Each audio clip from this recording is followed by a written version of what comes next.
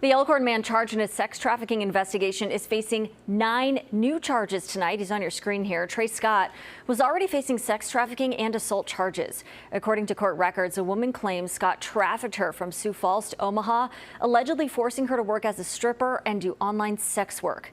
Investigators say a search of his home revealed these guns on your screen. When he was arrested back in June, Scott was out on bond in a case related to a drug arrest in February. He was not allowed to have guns as a condition of his bond. Investigators learned this week Scott already has a felony conviction in South Dakota. Generally, convicted felons are not allowed to have guns, and that means Scott will face 9 additional gun possession charges.